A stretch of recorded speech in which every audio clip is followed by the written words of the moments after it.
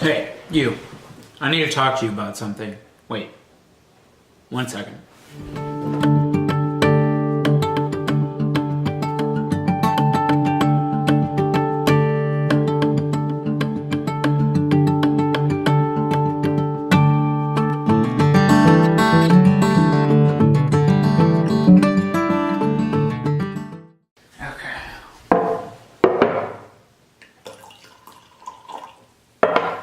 That's better.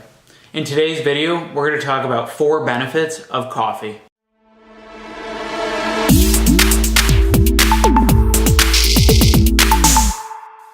Before we start this, I wanted to go into real quick what people normally say about caffeine and coffee and why they don't like it.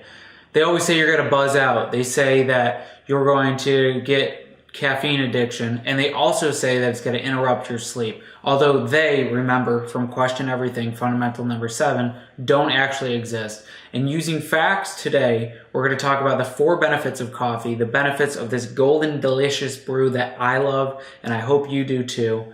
Benefit number 1, metabolism.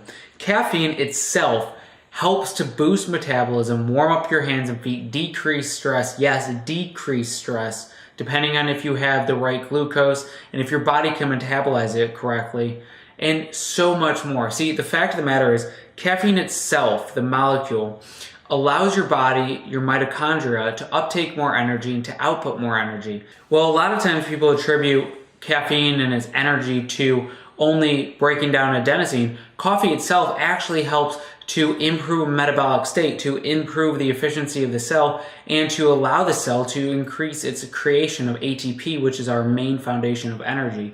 I'm going to link an article below from Ray Peat about how caffeine is one of his favorite micronutrients. Yes, micronutrients.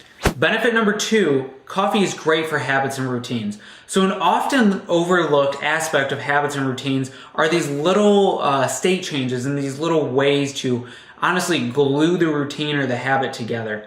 And so what I mean is, caffeine for a lot of people acts as a way to start the day. It acts as a beginning to the day. And now, yes, you can become addicted, and yes, you can use it as a crutch. But if you use it effectively, doing hand pour over methods like the V60, which I showed earlier, that allow you to actually get into the zone, to get into that meditative state and to plan out your day. Using coffee that way and allocating this coffee as a good point in time for the ritual to take place and to start is such a crucial element. See, Seth Godin, who wrote The Purple Cow, created the Alt MBA program, prolific speaker on doing work and actually going around the confines of our typical structure of society. He talks about how he handcrafts his own beans and he roasts them. He hand grinds them, he brews them, and he does this as a meditative routine, a habit, only in his day. Well, he doesn't even drink coffee or caffeine. So that's an easy example of someone who actually uses caffeine and coffee in their routine without drinking it. So if you're skeptical of drinking, you're skeptical, benefit number 1, the metabolism, then by all means, utilizing caffeine, coffee, tea, something like that in your morning routine can really help set your day up for success. Now, one of the most potent benefits of coffee, and I'm sure if you've drank it before, you definitely have felt this before, is a nootropic-like effect. So a nootropic is a brain performing or enhancing type. A lot of times there's supplements that doesn't have bad side effects like modafinil or Adderall or something along those lines. Caffeine itself is a nootropic, and that's benefit number 3. Caffeine gives you a nootropic effect. It helps with focusing, it helps with productivity, it helps with studying.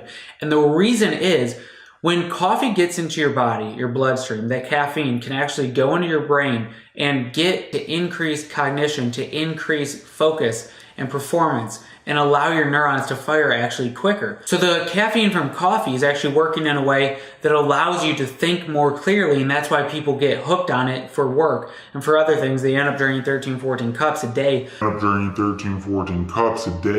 Because of the fact that they started with that initial benefit, that initial like, I have this amazing euphoric type feeling that allows me to be more productive and get work done. On the other hand, if you're using a French press or some type of mechanism like that, then the coffee that you're actually getting into your bloodstream has a phospholipid from caffeine. Phospholipid is just a word for basically a fatty acid found in the coffee bean, which it can help to facilitate the overall components of that feeling of the nootropic. So just some things to keep in mind, but benefit number 3 again is coffee is a nootropic. Benefit number 4, now this is going to tie directly into fundamental number 2, quality over quantity. In fundamental number 2, in the video and the article, I talk a lot about how quality is actually a skill that you do have to practice, because in our minds we're so tuned to quantity, quantity, quantity. We get marketed here, we get marketed there, and all these stores are pushing sales all the time because they want you to buy, have more, have more.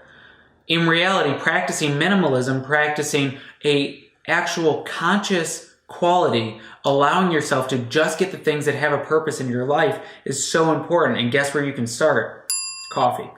Now, you may be wondering how you can start to practice quality through coffee. The easiest way is to start to explore the different types of coffees, the different types of pour-over methods. My favorite is an Ethiopian from Yirgacheffe brewed in a Chemex. Yours might be way different, or you have no idea what I'm talking about. That is how you can craft quality and the ideology behind it in your mind, because the more that you start to practice and get into these little niches, these little, oh, I love my coffee this way, or I only like to hand brew my tea, or whatever it may be, the more you're starting to understand and learn the intricacies behind these different things, which then allow you to practice quality more and more in daily life. So that is benefit number 4. Quality is easy to practice through coffee. So that's it for the 4 benefits of coffee that I wanted to cover today. If you have any other benefits that you'd love to share, like decreased coronary disease, increase in lifespan for people who drink 4+ cups, I'll link that study below just because I think it's a good one for people who always claim that coffee is bad for you,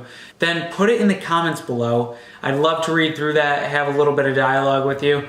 Give this video a like if it helps you in any way, and please subscribe to the channel so I can make more videos like this in the future. Thanks for watching today's lesson. I hope it helped.